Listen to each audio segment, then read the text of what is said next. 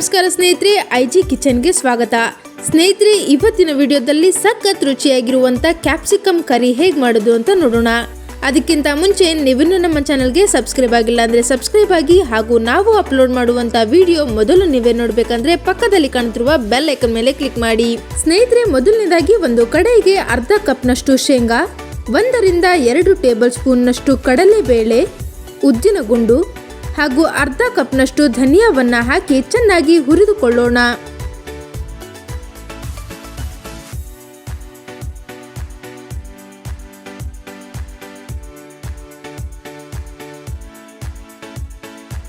ಚೆನ್ನಾಗಿ ಹುರಿದುಕೊಂಡ ನಂತರ ಇದಕ್ಕೆ 5 ರಿಂದ 6 ಬ್ಯಾಡಗಿ ಮೆಣಸಿನಕಾಯಿ ಹಾಗೂ 1 ರಿಂದ 2 ಟೇಬಲ್ ಸ್ಪೂನ್ನಷ್ಟು ಬಿಳಿ ಎಳ್ಳನ್ನ ಹಾಕಿ ಮತ್ತೊಮ್ಮೆ ಚೆನ್ನಾಗಿ ಹುರಿದುಕೊಳ್ಳೋಣ.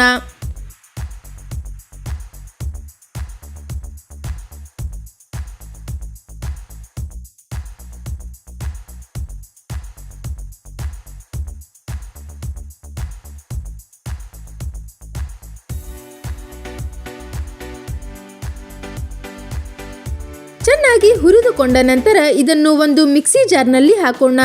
ನಂತರ ಇದನ್ನು ಪೌಡರ್ ರೀತಿ ಚೆನ್ನಾಗಿ ಗ್ರೈಂಡ್ ಮಾಡೋಣ.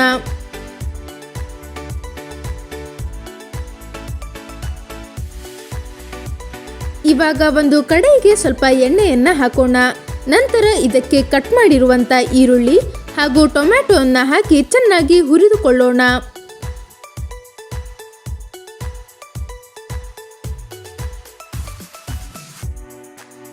ಚೆನ್ನಾಗಿ ಹುರಿದುಕೊಂಡ ನಂತರ ಇವಾಗ ಪೌಡರ್ ಮಾಡಿರುವಂತ ಮಿಕ್ಸಿ ಜಾರ್ನಲ್ಲಿ ಇದನ್ನು ಕೂಡ ಪೇಸ್ಟ್ ರೀತಿಯಲ್ಲಿ ರುಬ್ಬಿಕೊಳ್ಳೋಣ.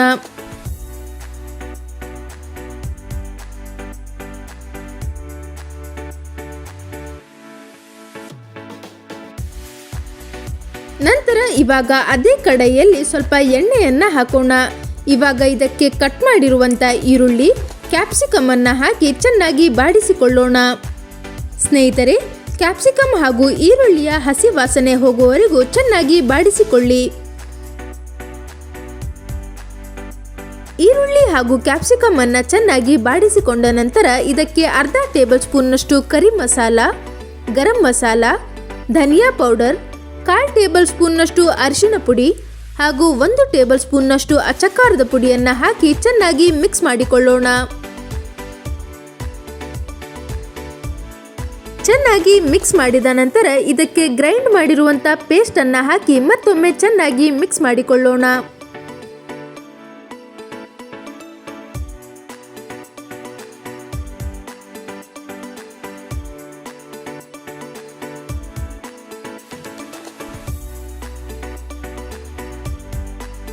ನಂತರ ಇದಕ್ಕೆ 3 ಟೇಬಲ್ ಸ್ಪೂನ್ನಷ್ಟು ರುಬ್ಬಿರುವಂತ ಪೌಡರ್ ಅನ್ನ ಹಾಕಿ ಚೆನ್ನಾಗಿ ಮಿಕ್ಸ್ ಮಾಡೋಣ.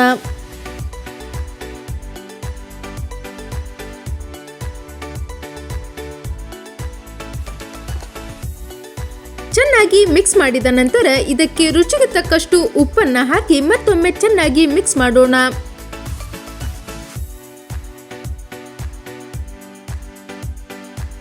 ಚೆನ್ನಾಗಿ ಮಿಕ್ಸ್ ಮಾಡಿದ ನಂತರ ಇದನ್ನು 30 ಸೆಕೆಂಡ್ಗಳ ಕಾಲ ಬೇಯಲು ಬಿಡೋಣ.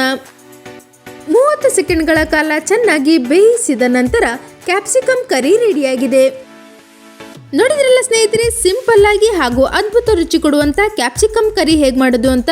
ಇದೇ ರೀತಿ ಹೆಚ್ಚಿನ ವಿಡಿಯೋಸ್ಗಳಿಗಾಗಿ ನಮ್ಮ ಐಜಿ ಕಿಚನ್ ಚಾನೆಲ್ ಅನ್ನ ಸಬ್ಸ್ಕ್ರೈಬ್ ಮಾಡಿ ಹಾಗೂ ಪಕ್ಕದಲ್ಲಿ ಕಾಣುತ್ತಿರುವ ಬೆಲ್ ಐಕನ್ ಮೇಲೆ ಕ್ಲಿಕ್ ಮಾಡಿ.